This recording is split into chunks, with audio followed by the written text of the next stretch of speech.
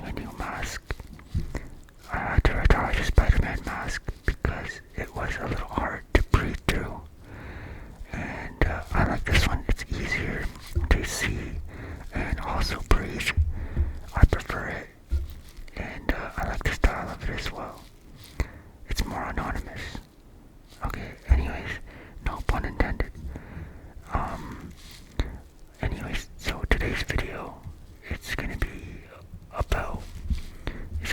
Reddit stories. It's gonna be Reddit stories called "What is the craziest real life plot twist story you have?" And I'm just gonna be reading a Reddit user's story.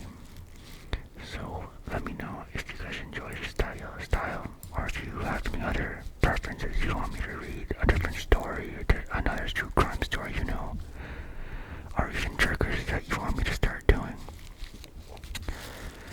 And yeah, so please leave a comment, like it, subscribe.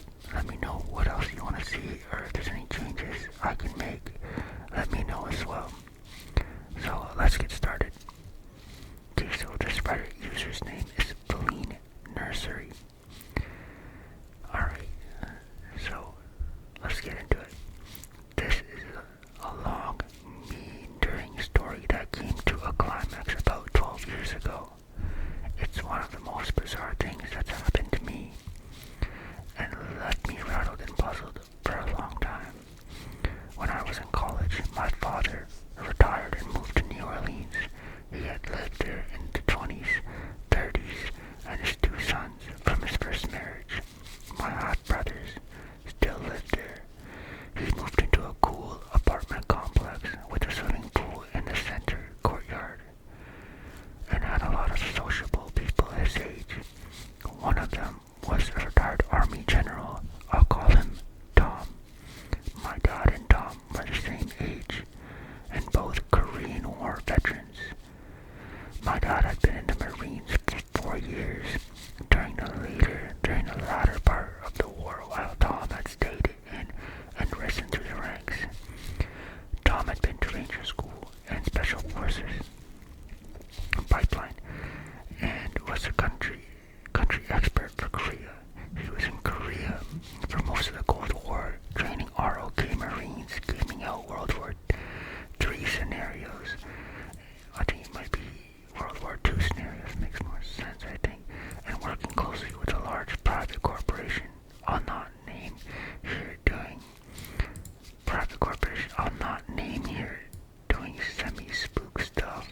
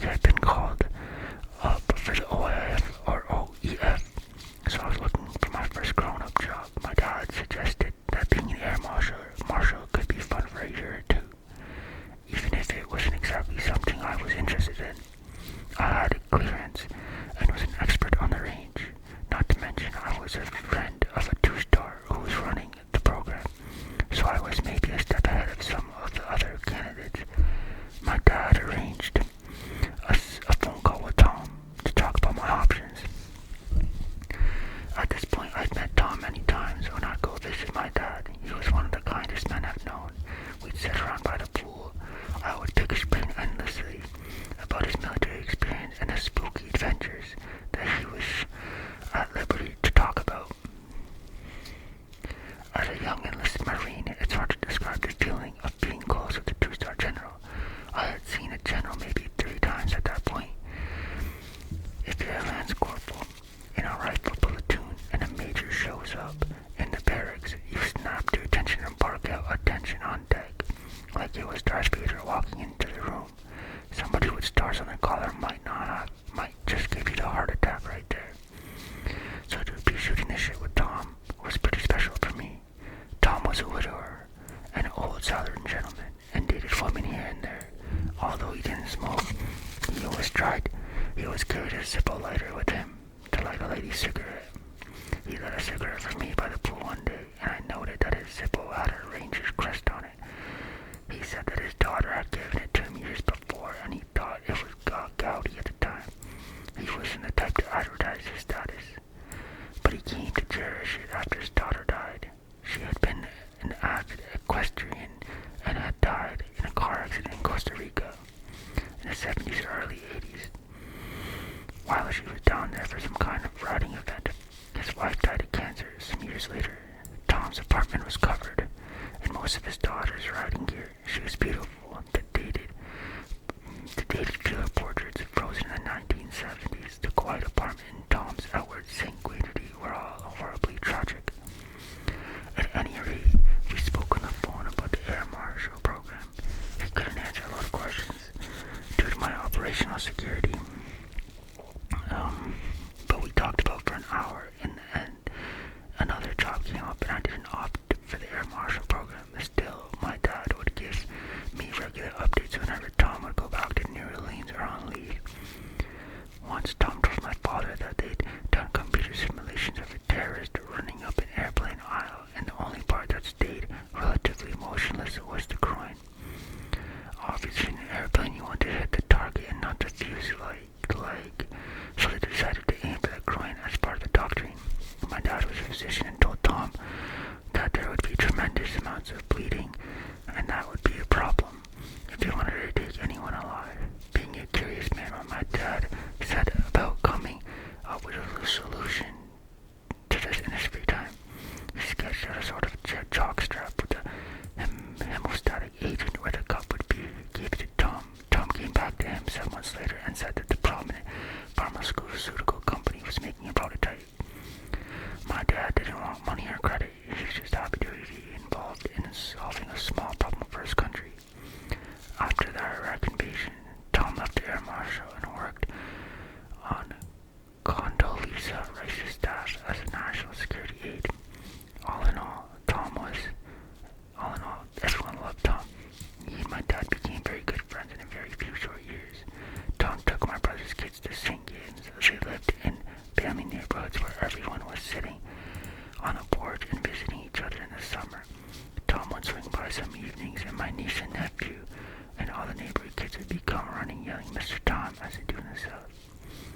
I was mobilized in 2004, and my father died shortly after I deployed to Iraq. I went to New Orleans on emergency leave, and my brothers, their wives, and my sister, my girlfriend, and I drove to Grand Isle, Louisiana to scatter his ashes in the Gulf. Tom wore his full dress uniform after the ashes were in the water. Tom removed his white gloves and threw them in as well. I had not known this tradition before, but I was touched by it. He choked back tears and had a lump in his voice. Later, he took my sister to an expensive dinner at one of the finest restaurants in New Orleans and told us he was always there for us, anything we needed, anytime. I fell out of touch with Tom after deploying and coming home. When Katrina hit, I called my sister-in-law Maggie to see if everyone was okay. I asked about Tom, and she said, "Oh my God, you didn't hear about Tom?" I tensed up and said, "No." What happened? What she said settled over me slowly like slime. Maggie's neighborhood was under the water, and she and my brother and the kids went to her friend's house on high ground. There was a dozen others in the same situation. One of them was Tom's older sister, who had been in her 80s. She and Maggie knew each other by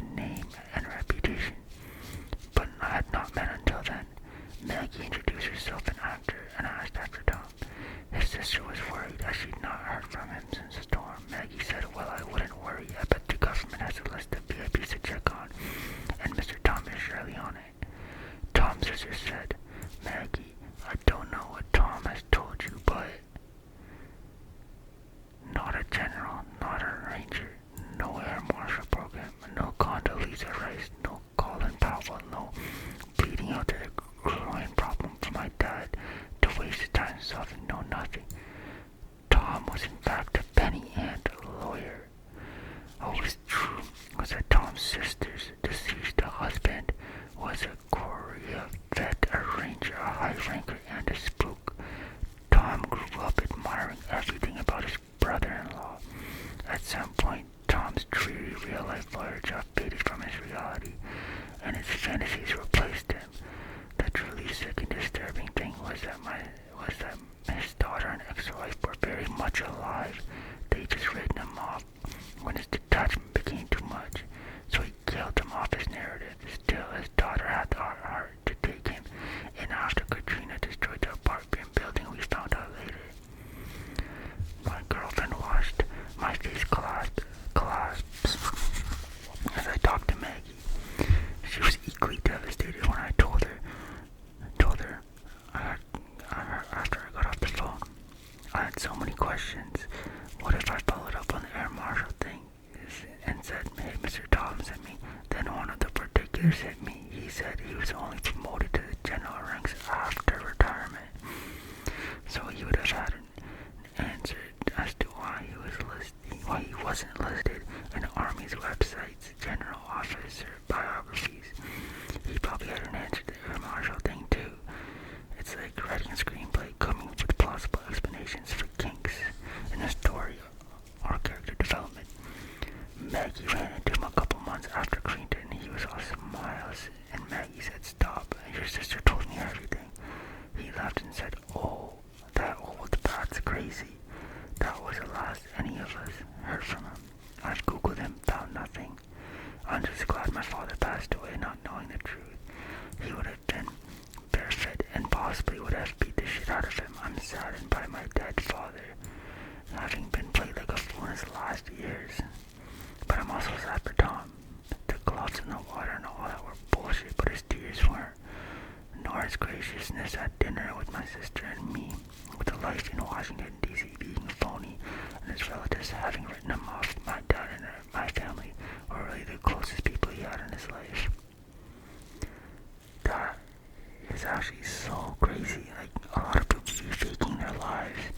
I know some people wear like suits of Marines or like army suits to the mall, and like I've seen videos of people just calling them out, like, what platoon were you in, or like say your like commanding thing or whatever, and they don't know and they get called out, and it's good to see people calling them out on their bullshit. But it's also wild how you can just buy like a uniform from Amazon, like a full-on replica, and it's like, who's making this and who's profiting off of it? So like, it's kind of wild to think about how people are just like coming up with this stuff, and you also kind of feel bad for Tom. Like, are you that lonely? You know, like and for him to say his sister is crazy for saying, for him to say his sister is crazy for making up this story, when in reality it's him. Like, he's so crazy that he's insane in his mind. He's sane in his mind, which kind of makes you think, like, as long as they're happy, like, I guess it's whatever. But still, man, like, you gotta go to a mental institution for that. Not the story, but like, you're so crazy that you seem sane in your own mind, is what I mean. Yeah, so let me know if you guys have any stories like this. Let's see if I don't know if there's any other short ones. Anything, I can read this short one as well. Yeah, so I can give you guys another story. Okay, yeah.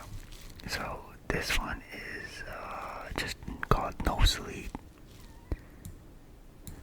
And it's Pete the Moonshiner, posted by Oven Friend. One best monthly winner of 2014, 9 years ago. So let's get into the story. This is a different story, by the way, so let's get into it. In the 4th and 5th grade, I spent the night at my friend Tom's house almost every weekend. Excuse me. Tom lived in a rundown farmhouse in the country. He shared a room. Oh my god, another Tom, yo. Stay away from Toms. And if you're Tom, I'm sorry, man. It's actually really funny. Okay, so Tom lived in a rundown farmhouse in the country. He shared a room with his older brother, Walter. The three of us would stay up late telling scary stories.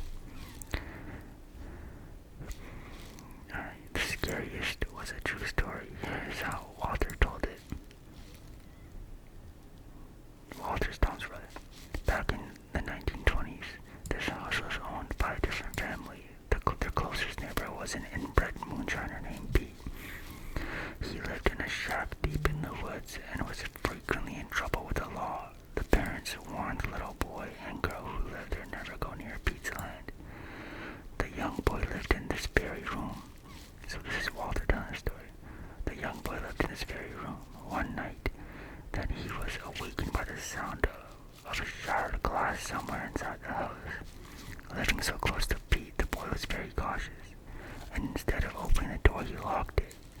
He pressed his ear to the door and listened. The boy heard footsteps stumbling down the hallway that were much too heavy to be his father's. He could almost smell moonshine through the bedroom door. "Let me in, boy." It was Pete, but the boy wouldn't unlock the door. Overcoming his fear, he shouted no. After a minute, the boy could hear Pete's heavy boots beating back through the house. In a distant room, he heard his father shouting at Pete, but the shouts soon turned to screams. For almost an hour, the sounds degenerated as his father shredded his vocal cords to ribbons while screaming. The boy thought the bleeding and the horror's agony was the worst thing he had ever heard until it was replaced by something worse. Silence. Pete's footsteps lumbered back through the house to the boy's room. He pounded on a solid oak door. "Boy, open up this door or you'll regret it." The boy could smell the moonshine through the door. Again, he said no. And so it was his mother's turn. Her shouts and screams lasted for 2 hours. When they stopped, the boy, the heavy boots tumbled back to his door, the stink of moonshine overwhelming. "Boy," I said, "open up this door. This is your last chance." The boy was terrified. "Please don't hurt my sister." Pete was drunk and enjoying himself. He chuckled. "Then open up, boy." But the boy knew better, and so he spent the next 3 hours listening to the screams of his younger sister. When police came to investigate the house 2 days later, they found the mom, the dad, and sister tied, spread eagle to their beds. Pete had cut a small hole in each of their lower abdomens and pulled the bowels out of their belly inch by inch as they died in pain. They found the boy dehydrated but alive. He was still locked in this very room. Pressed against this very door, he was completely catatonic. He spent the rest of his life in a sanitarium, occasionally mumbling, "Should I have opened the door? Should I have opened the door?" Pete was eventually caught and executed, his shack torn down, but his ghost still haunts this house. Sometimes we can smell a hint of sweet moonshine in the morning, and a pain in our bellies, and when we do, we know Pete was here during the night, trying to pull out our insides. That's okay. This story really creeped me out. Like 10 out of 10. I always insisted that the 3 of us sleep with the bedroom door locked and the lights on. Your imagination is so strong. At that age, I was terrified of every noise in the house before finally falling asleep. Whenever I woke up at their house, I could even smell the faint, sweet aroma of Pete's moonshine. To be honest, I could usually feel a pain in my lower belly. Whenever I told my 2 brothers about it, they would giggle and play along. "Yeah, I smell it too," said Walter. "Me too, and my stomach hurts," chimed in Tom, pretending to be scared. They moved to Utah when Tom and I were in 5th grade. I haven't seen them since. Flash forward to this morning. I'm sitting in a chemistry lab on campus. As we were setting up the experiments, one of the chemicals smelled exactly the same as the memory of Pete's moonshine. It's an incredibly distinct, penetrating, almost sweet scent. Not exactly like hard alcohol or real moonshine, but similar.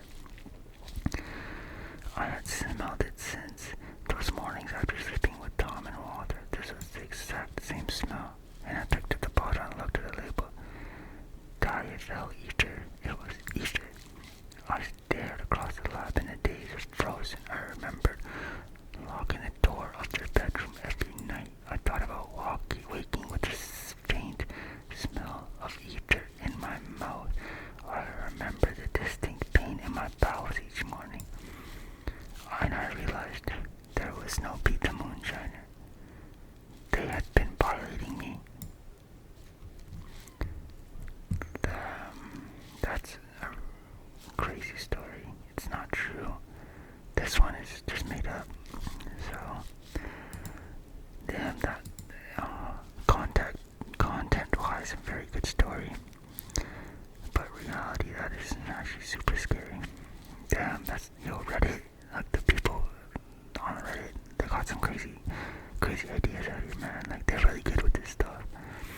But the ones that are true are very sad. People are demonic, but that's sad. Nonetheless, I hope you guys enjoyed today's video. I'm gonna be back with another video.